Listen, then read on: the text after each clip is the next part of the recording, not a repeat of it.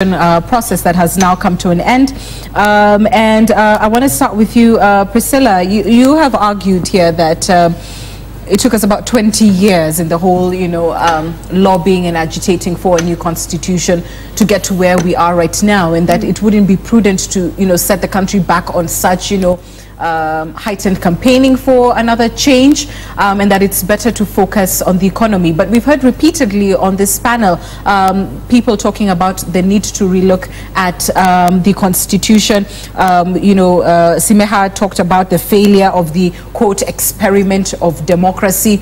Does it work in our context where the issue of tribal division and perceived inequality or privileging of some people has almost ground us to a halt on very many occasions? Are there things, though, you would concede need to be rethought in terms of governance and our current constitutional structure?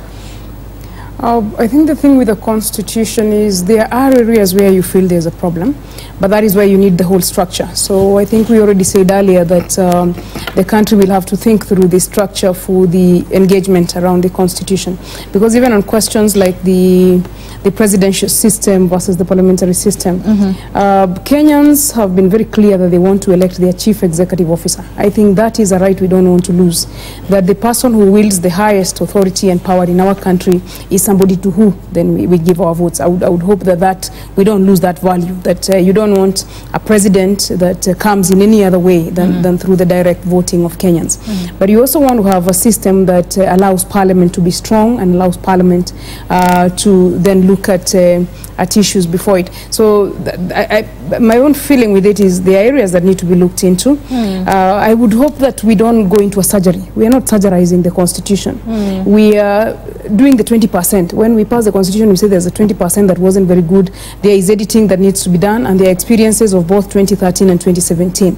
But so far, we can say on a 10 scale, we can say that 6 out of 10, the constitution is serving this country. So we just want to make sure that the 4 that is a problem is looked into, but not for me in a way that calls for the full-scale constitutional review. So that part about the presidential system versus parliamentary system, but retaining that Kenyans vote for the chief executive officer of the country, so which means Kenyans vote for the president. I think that is an interesting debate. This one of restructuring the opposition, I think we didn't get it right in terms of the presidential system on majority and minority side. We have even been unable in our language for all the period that I stayed in parliament. Manzo and Co are opposition. It is clear in my mind. I don't know. I mean, and I'm a lawyer who knows his minority, and yet it is very clear to me that these ones are opposition. Right, and not minority. And not minority. Yeah. So it doesn't matter what the constitution says for as long as the culture and the tradition we've come in from. So restructuring the opposition has also become an issue. He raises it correctly that in the budget side, we who come in through Jubilee, you play on the same side with the president. You are wearing the same jersey. So once you're wearing the same jersey, there's only to what extent you can oppose a team player. You are all on the same side. It's just that he wears an executive coat, you wear a parliamentary coat, but the jersey inside, you are all Liverpool players, you are all Manchester United, you are playing the football from the same side. So the opposition needs a little bit more strengthening, so that if, for example, Jubilee provides 300 billion for devolution, the members of parliament on Jubilee side may not be able to oppose that. In our internal mechanisms and internal structures, there will be robust debate around how much money to provide for devolution. Yeah. But when you come to opposition, and this is where they lose the script, the conversation we had earlier about what is their roadmap. If they were standing for devolution, we would want them to come up and say, give the devolved government 350 billion for these reasons, so that we can clearly see that there is a position of increasing devolved funds.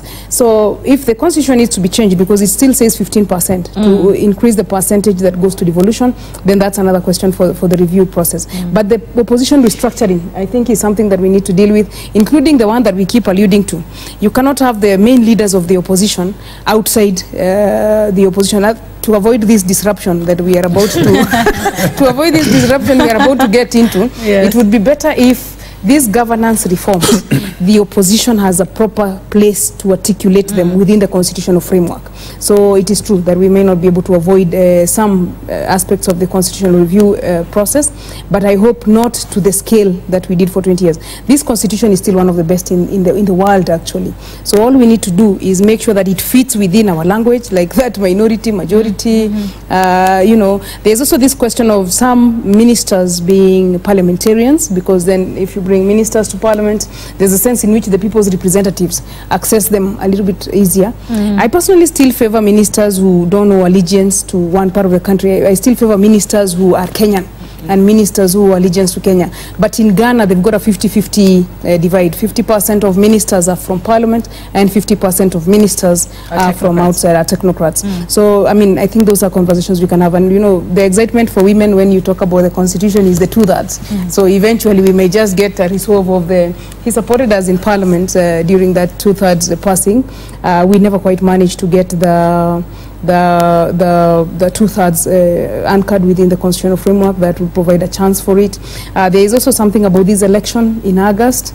I don't know, well, there might be more debate, but I still personally would favor an election in December. I think that an election before the school curriculum and before the school exams and before, you know, the financial systems, I think there might be need also to consider going back into a December election, but every 5 years, just make sure that it is every 5 years. So amendments that improve the constitution, that improve our framework, don't cost so much in terms of the political time we spend on them vis-a-vis what we do with the economics. So I think things that are bipartisan. Yes, and also pack them, so that we're going to have a team that is dealing with the constitution, while the rest of us who are not involved in the constitutional review, while we participate in what's going on with that structure, it doesn't stop the road construction, doesn't stop, you know, the economic agenda that we want to see going on. Joseph, you talked, I would like you to explain just a little bit more what you had said earlier in terms of the experiment of democracy in Kenya and it being supposedly not successful, a failure, and how can that be remedied, and is that through a referendum? First of all, just in case Mheshimiwa never had and there's a lot actually who have ears but they choose not to hear. NASA has a position on devolution, and it made it so public in writing and in pronouncements. With regards to the amount of money, we have said again and again the minimum ought to be 45%. But you will still hear that we don't know their vision with regards to devolution. We don't know what they're saying. But there's a lot that we have said. The national government has failed to respect devolution. Of course, you know, we have the people who are in the no camp now running government, who have captured institutions of state. So it's what is happening right now is not as if it's a surprise to us. It is something that the moment we saw this in 2013 and the refusal to hold you know, discussions and dialogue, national dialogue, we expected that this is what would happen. Because these are people who oppose the constitution because they are centralists. They want everything at the center so that they can control, they can dole out development, you know, which I hear Mheshimiwa saying that, the roads and so on and so forth. But whereas we are saying even those discussions on and about the constitution, they are development, Mheshimiwa. They add value to our lives. You ought to see all these things as development, not these projects on which, you know, they create deliberately so that people can use them to steal, and they keep saying SGR, that is development. But there is that SGR, but you have a huge amount of money that has been stolen in the name of SGR and taken the country back. Any discussion about how we stop that kind of theft, that discussion is development. It improves the lives of Kenyans. Any discussions on what kind of systems we put in place to stop thieves from accessing public resources for their public benefit. Any discussion on how we stop people from capturing institutions of state for private gain, that, my sister, is development. Yoni maendeleo. Not, we shouldn't, as Kenyans, be seen as projects. We shouldn't be seen in the context of projects. We should be seen as people of a nation that need to speak to each other in terms of what is good for them, and then together begin to implement. Not to tell a section of the population that you sit there and wait, we will dole out some development for you in the name of a railway. In the meantime, as we steal as much as we can from you, so that you do not even have capacity to ever use that railway. Let us look at it like that. Then secondly, in terms of So I'm speaking about the failures. The failure of the experiment of democracy, constitutionalism, and so on. Yeah. The reason it took us 20 plus years to fight for a new constitution is because we had people in leadership who had captured leadership of state, who did not believe in what the people were saying, what the citizens were saying. We had a dictator who did not believe in, and of course, and his team, that did not believe that they should change this system which benefits them and their families and a few of their associates. So they resisted. Any constitutional change, even just now, Priscilla, it shouldn't even take a month. If we sit together as Kenyans and talk and agree, it should not take even a fight. The only processions we may have in the streets are to celebrate. That, you know, yes. To celebrate, no, that we have agreed on the issues. That's true. Now let's go and give them the clock of law. It shouldn't even take a month. Why does it take this long and fights? Because you have people in power who believe they must hold on to those defective systems. In fact, make them worse. Because this system we have now, Uhuru and Kenyatta and their troops in parliament, have made it worse by clawing back on the provisions of the constitution so that they can serve their private interests. I give you one other example. Look at the security services, one of the areas where we are really complaining. Why should we have a police, what we expected would shift from a police force to a police service that can serve citizens equally? Why should we have one that is so clearly politically aligned, takes orders from one political party to go and kill people from another political party, to storm their legitimate legal political activities, disrupt them violently, leading to deaths and a lot of hundreds of people injured in hospital? Why do we need that kind of police service? Yet the Constitution gave us that we shift from a police force to a police service. So this same system clawed back by removing security of tenure of the Inspector General. Then they ensure, of course, you have a fellow on top who does not merit. We have a lot of police officers in the system who merit. With integrity, they've gone to, at least they've gone to school. I will always ask that question about Boynet. They have gone to school, they've risen through the ranks. They were much more senior than he is, but he's picked from way below here, brought over the heads of these officers, put on top as an IG, so that he can serve the political interests of certain individuals in this system. Those are the manifestations, just a few manifestations of the failure of the experiment of democracy and constitutionalism. Why should we have police, for example, National Police Service, invade a county and go and kill people? We should be, in fact, one of the changes we should be talking about is under what circumstances can the National Police go into a county to quell a situation? It should only be on the invitation of the governor. I think a lot of questions have been asked in terms of the use of deadly force by police officers. We continue to wonder why rubber bullets aren't used, you know, in various scenarios. But in terms of what you're talking about is even the devolution, I beg your pardon, functions.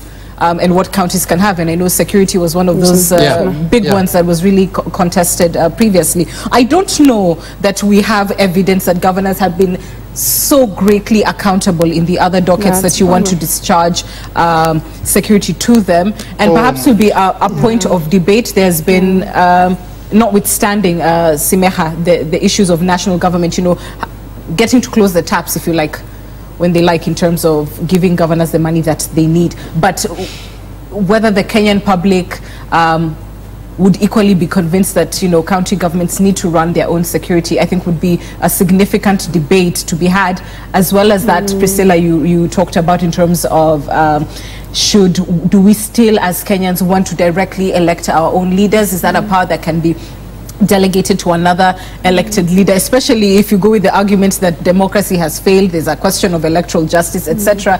I think those would be substantial and debates. I have to give you a rejoinder on that, because now you joined also as a debater with every right. Of course, with every right. With every right? Absolutely, with every right. Go ahead. I think it's a fallacy that because certain governors have failed, and indeed I absolutely agree with you, without exception across the political divide, a lot of the governors have been a disaster. My own governor in Vihiga, called Akaranga, was a disaster, total disaster. You know, and that can never be an excuse for me to say, therefore, because Akaranga failed, let us not give governors more powers in this area, that area, and that area. I would like that to was an individual. Those are individuals. I would like to see devolution strengthened. Look again, even move away from security, go to health. Look at the disaster that we have in terms of the health sector. And then we just say governors have failed. Look closely and dig a little deeper, and you'll discover that this failure is not necessarily just the governors. But that is where the script for NASA usually has a bit of a problem, because NASA supports some positions around devolution, and yet even their own governors don't seem to leave the script. So that then this is not just a question for Jubilee. It's not that they didn't get enough money. You are just saying correctly that your own governor, even the little that he got, he didn't spend it well. What we want to see of a NASA position on devolution is that this is their position on devolution, and so when you go to counties that the NASA governor comes from, then you find a difference with the county where Jubilee governor has been elected. That is when we can believe the script that NASA is saying about the devolution, about many of these other things. So they speak about democracy nationally, but you wonder how much democracy is there in Luo Nyanza. How much are people free to exercise themselves in Luo Nyanza? They were not allowed to have the right to vote on the 26th of October in Luo Nyanza, even those who wanted to go to the polling station.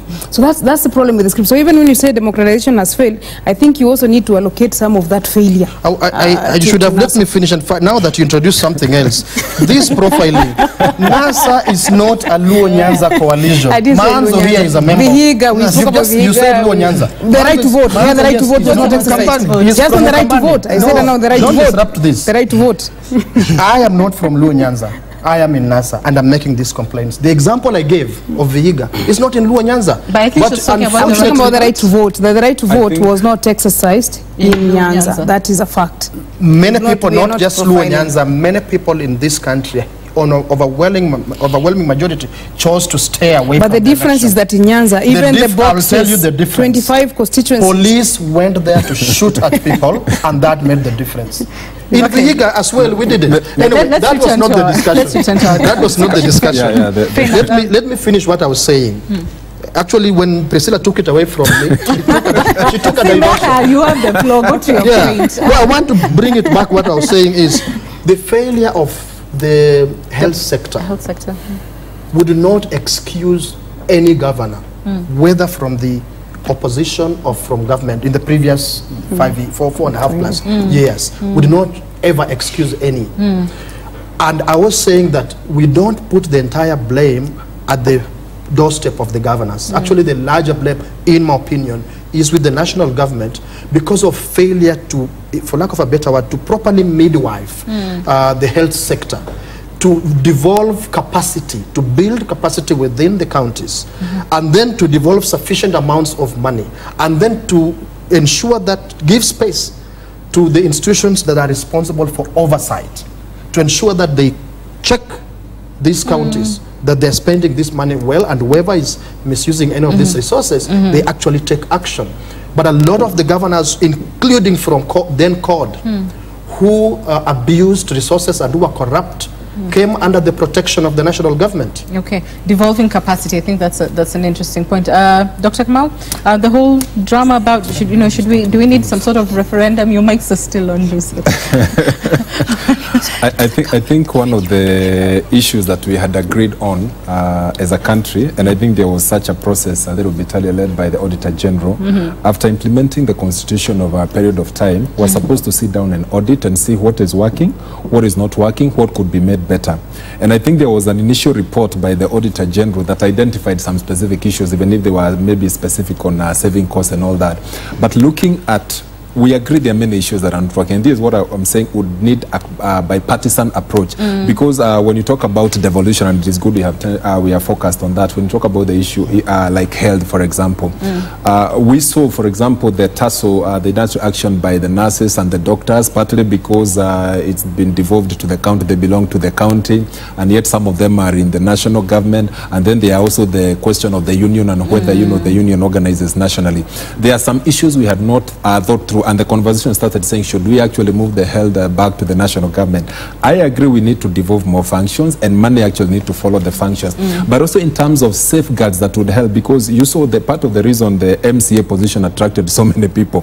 We saw overnight millionaires, because again within the county, and in terms of how money goes to the county, the one that goes of course to the executive and the one that goes to county assembly. We talk about empowerment. We want actually to implement a project on irrigation. Where do they do good irrigation? In Israel. Let's take the MCAs to Israel. And I think partly because of that, it made the MCA position so attractive. So in terms of building, I agree, let's take more money to the counties. But can we first create safeguards that would actually help, so that we see in terms of how devolution has been implemented? I would give you a specific example from my county, where I saw in one of the budgets they allocated 200 million in something they were calling border awareness, which up to date I cannot define what is border awareness, but that's 200 million. So these are some of the things that we need to think and look at. Toilet worth 14 million. in Vihiga. Yes. So these are some of the issues we need to look at. I agree partly, and I think Mheshimiwa Nyokabi So a referendum should be on course, and there are some things that will not necessarily need a referendum, but the others that need a referendum. Maybe just to highlight, because some of them were mentioned by Mheshimiwa Nyokabi. When you talk about, for example, the way now we say that if you are contesting for presidency, then you can't contest for another position, which consequently means some very influential political leaders, if they don't make it to the presidency, then they remain in the political cold. Is something that we need to think about. When you talk about an expanded executive, even if we actually agreed as a result of our experiment from 2007 to 2013, with the Grand Coalition government, we did not want a situation where we had two centers of power. But is it possible to also expand the structure of the executive, even if not in the model that we had in 2007 to 2013, when we talk about introducing a prime minister or more of a chief minister? I guess that is part of what was being mentioned. The other question that came up after the unfortunate passing of Governor Gakuru, and where now the deputy governor, of course, was to take over power immediately without necessarily going through an election. And I think also the question of impeachment, when it had happened in the previous parliament, we saw a few governors impeached, and the question of the deputy governor. There are issues we can sit together and look at them and see how does this work for us. Are they things that need a referendum, or just two-thirds in parliament? And then once we agree on those issues, in a bipartisan approach, we say as a country, this is what we want. Then it will not be a NASA or Jubilee affair. All of us could agree on certain basic issues. But then to get there, we need to talk. Right, but within the confines of the Constitution. Okay. Yeah. I'm coming to you, Manso, very shortly. We just need to take in some news from the Communications Authority, which is addressing a presser right now on the destruction of communications infrastructure in the country. Let's listen, then we'll talk. In place the requisite interventions with a view to availing communication services to all in Kenya, especially in areas where gaps have been identified. To vandalize the existing infrastructure when industry players are investing billions of shillings to deploy the ICT infrastructure to close existing gaps is not only a demonstration of bad faith, but also unacceptable. According to the ICT Access Gap study carried out by the authority in 2016, over 70 billion Kenya shillings is required to close the existing ICT gaps in Kenya. The recently experienced vandalism of the ICT infrastructure is therefore retrogressing all efforts to ensure all Kenyans access communication services, making the investment burden of the facilitating universal access even more onerous. The role that ICT, specifically telecommunication services, play in our country's socio-economic progress cannot be gainsaid. Vandalism of telecom infrastructure by criminals and terrorists has a negative ripple effects to the ICT industry, as well as other critical services, including banking, finance, and emergency services, as well as health services, national security, and other local businesses. I wish to note here that the deliberate destruction of communications infrastructure under the false belief that it belongs to a particular operator is indeed misleading. Most of the base stations deployed in the country accommodate a multiplicity of players through infrastructure sharing and co-location arrangements, which the authority is enforcing. This only then serves to compromise access to quality services by consumers for whom the very infrastructure has been set up. The mobile network operators bear the brand of these sinister actions, as they are compelled to spend substantial resources to restore the services in the affected areas. No investor would wish to operate in such an environment. It is equally with recognition of the importance of the ICT infrastructure that the government has already initiated a bill seeking to designate telecommunication infrastructure as a critical infrastructure. This will ensure that the infrastructure around the country is protected as an important national asset. The Critical Infrastructure Bill, which awaits passage by the National Assembly, offers a remedy by prescribing stiff penalties for those bent on crippling such infrastructure. Kenya can only remain competitive if we fully leverage on the numerous opportunities that ICTs, and particularly the telecommunication services, present to us. Communication services are now a basic need, and no civilized society can achieve any meaningful progress in this age without this critical resource. The authority therefore urges all Kenyans to restrain from wanton destruction of communications infrastructure and instead embrace and protect this key resource. Destroying ICT infrastructure is destroying our country and is destroying ourselves. Let us make it our duty to safeguard these assets which we are heavily depending on. Thank you very much. Thank you very much, Parabiji. Any questions that you might have so that we can give clarification? Just please your name and the house you present. Yes, a couple of questions. My name is Andrew Chin. I work for NTV. First of all, right, the Communications Authority decrying the destruction of communications infrastructure in the country. Obviously, as you're aware, Safaricom must have suffered in that respect. There has been an expression of displeasure by a section of the public regarding their alleged role in some sort of electoral impropriety. But we'll leave that there. And I want to return to you, Manzo, because we were talking about the possibility of constitutional referendum being on the table in regards to any national dialogue that would take place past Tuesday's swearing in. What else needs to be discussed?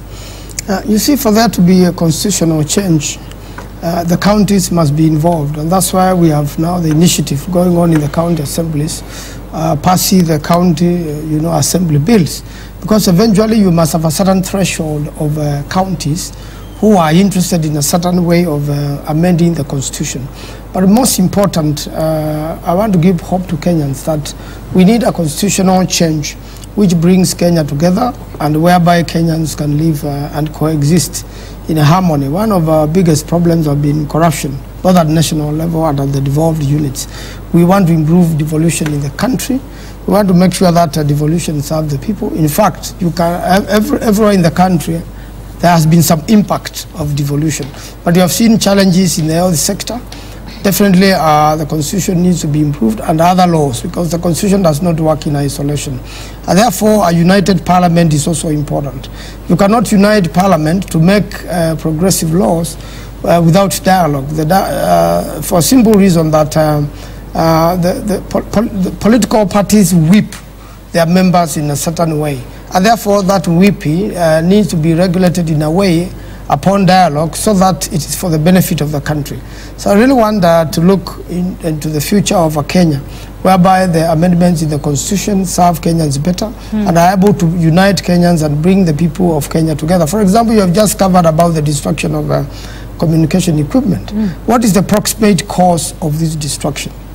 You know, Safaricom was accused of having participated, and a few individuals named working for Safaricom who aided in fraudulent elections. We need to fight electoral fraud the way we fought examination fraud.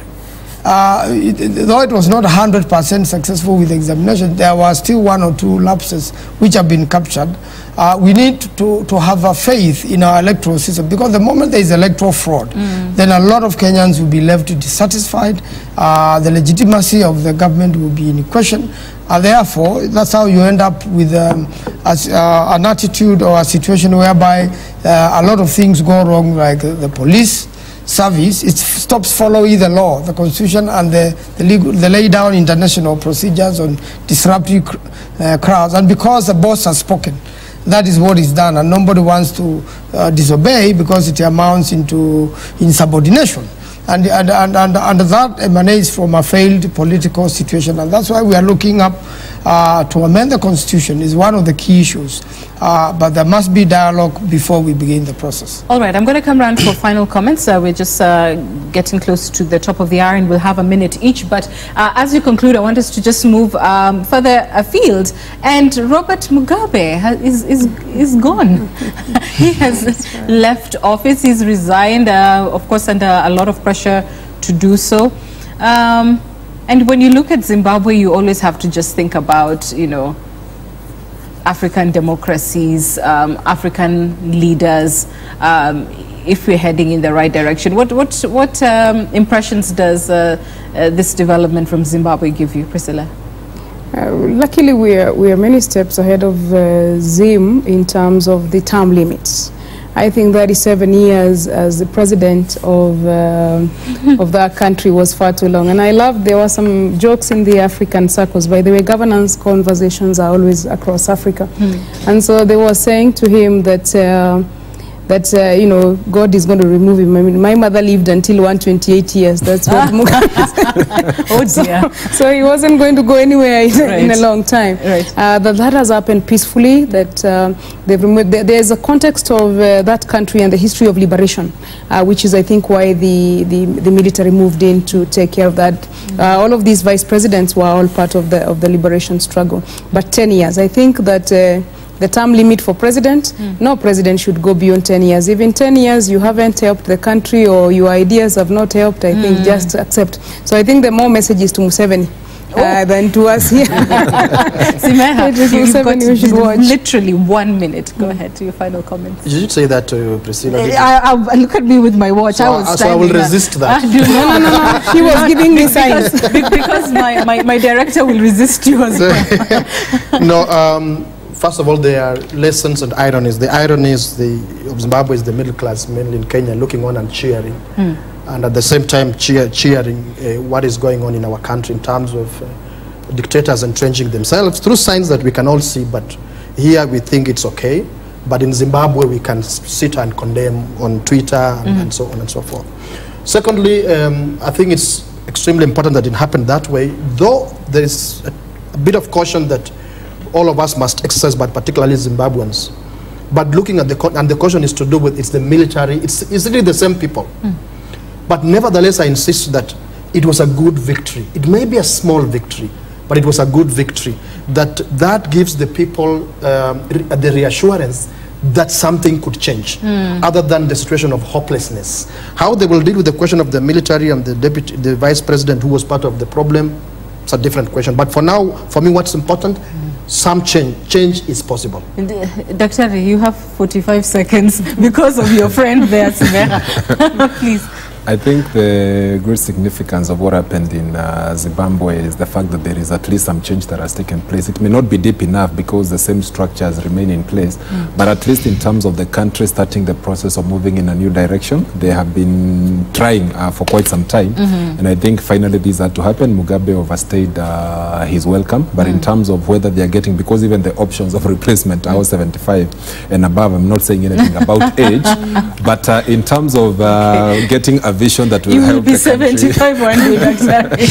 Well, I'm the age of Mugabe's rule, but the point is getting the country to start crafting a new vision. At least some change has started, and we'll see. And the good thing is that you saw actually people embrace change. They have been living under some kind of oppression, even within the party, but they celebrated and embraced that change. So I think it's positive for democracy in Africa. The only unfortunate bit is that it took the military's intervention. That is still of a concern. My director is now completely resisting me, Manzo, so you have no time, but just say something.